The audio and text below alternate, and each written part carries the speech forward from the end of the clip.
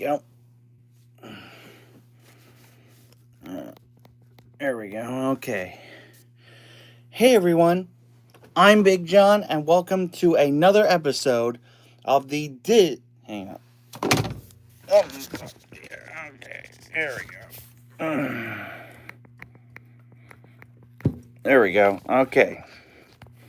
Hey everyone, I'm Big John, and welcome to another episode of the Disability Show live. All right, this week I want to talk about show tips. Now, of course, when you go to Disney, you don't just want to do rides.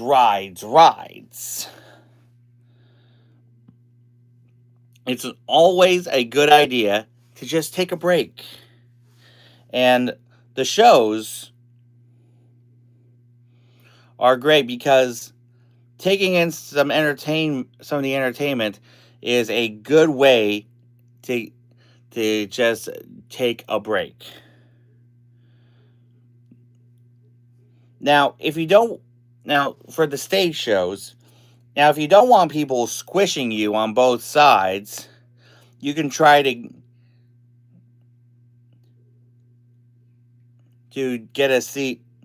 get to it on an end seat. And if you are in a wheelchair, most shows have a special seating area in the back for you and your party. And you may also want to check the My Disney Experience app for show times and keep your eyes and ears open in case some show times get canceled, because believe me, it happens. So anyway, that's my tip. As always, if you have any questions on how to do Disney for people with disabilities, let me know in the chat if you're watching this live, or in the comments if you're watching this later, and I'll make sure it gets into a future episode. And now it's time for this week's Top 5. Adjustment here. Okay, here we go. So, it's summer. And when I think of summer, I mainly think of summer camp. And at Disney, the closest thing to a summer camp is one of my favorite resorts, Fort Wilderness. Morning, Donna.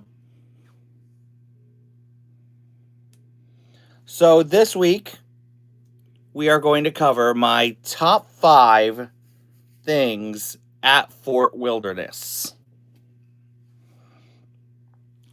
Number 5, Trails End. Now, this is a quaint little old quick service area where you can get some food and stuff. And it's also a place where you can get pizza to go and take back to your campsite. Trust me, we've done that before with my uncle's camper. We might do it again in December too. Wink, wink. And it's the best thing to do if you don't want to cook out in front of your camper or your cabin. Number 4, the guest activities. So, like any Disney resort, Fort Wilderness has great activities for its guests. But the thing about Fort Wilderness is that there's so much to do. I mean, you could take a day off from the parks and do pretty much anything that the camp has to offer. Like, there's fishing, canoeing. You can go for rent a bike for the day and ride around.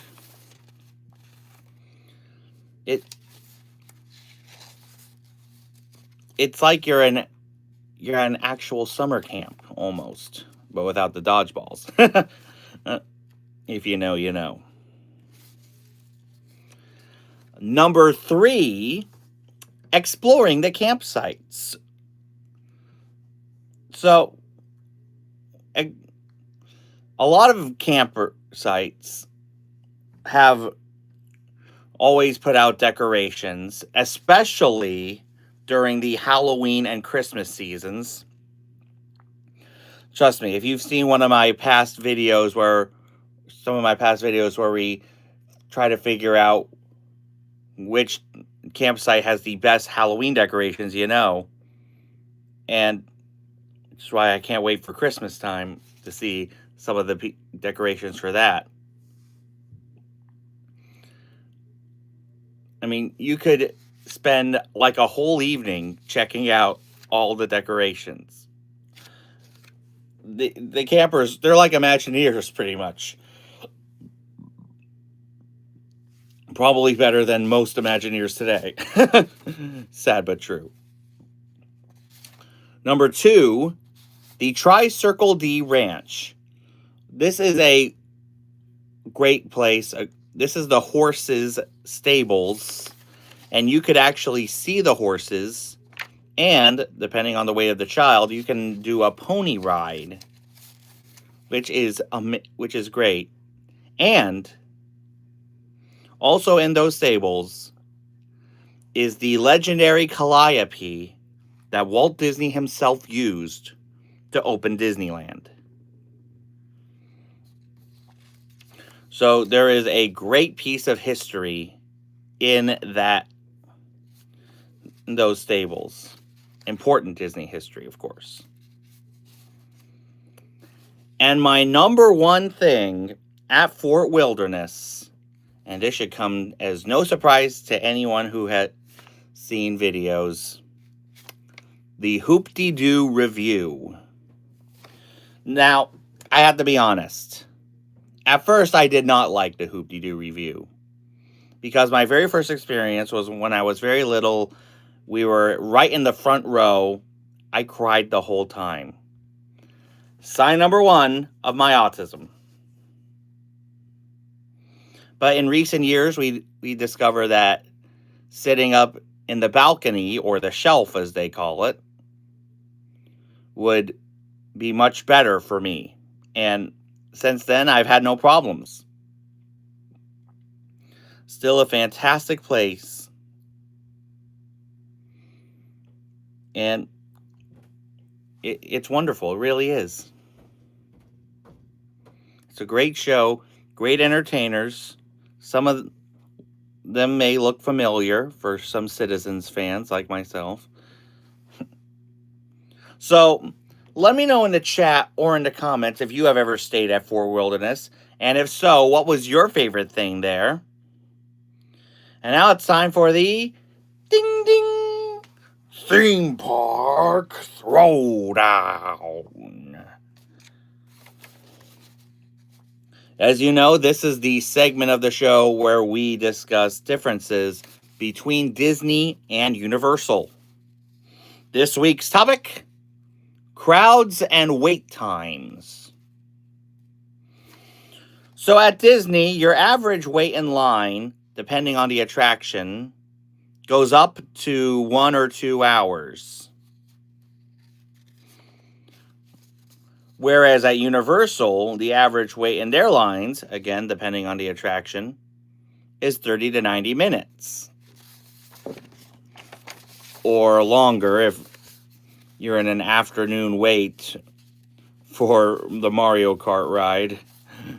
Trust me, I know what I'm talking about. So let me know what you think. Would you rather wait up to an hour like at Disney, or half that time at Universal? And now it's trivia time. Last week we asked which Monsters Inc. character is always watching. Our loyal viewer and mod Laura is like Mateo Roach when it comes to Disney trivia with Roz. And now here is this week's trivia time question. Who was the first female Pixar lead? Be the first one in the chat or in the comments with the correct answer, and you will receive 100 cool points. So, Disney has announced all of its Christmas plans for the 2026 holiday season. First of all, Mickey's Very Merry Christmas Party will go from November 7th through December 22nd. And Disney's Jollywood Nights will go from November 13th, the 8th, November 8th, 2026, through January 5th, 2027.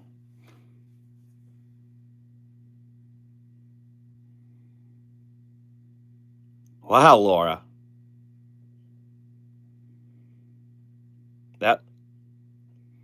That sure was a long time ago, wasn't it?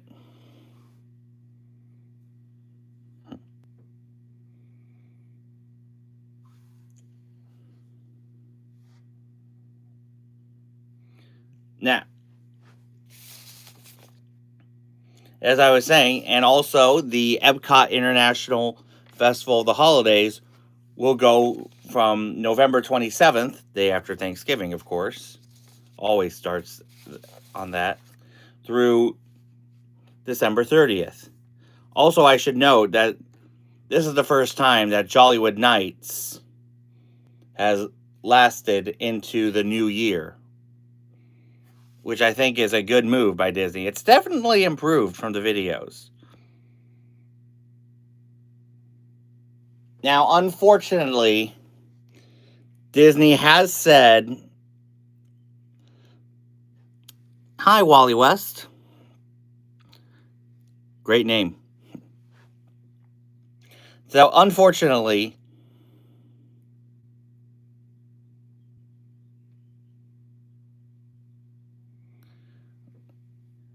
Disney has announced that the gingerbread house at the Grand Floridian has gone the way of the Osborne Lights and the Castle Dream Lights.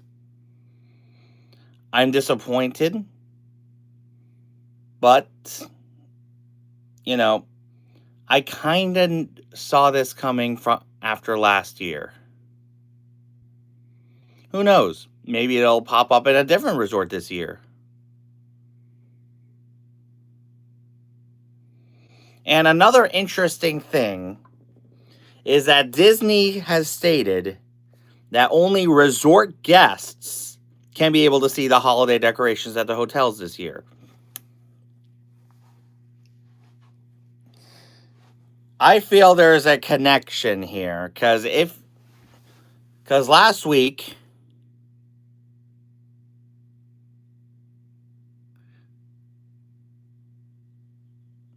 see, that's right, Laura.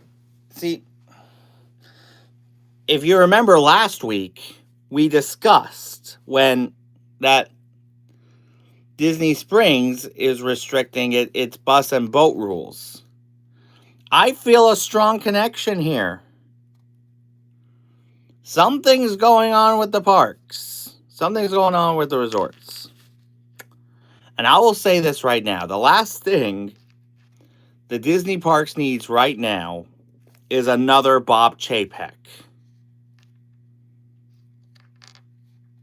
That's what I'm saying. Something strange is going on but still, since I will be a resort guest as always, I'll be able to see some of this stuff. Thank you, Laura.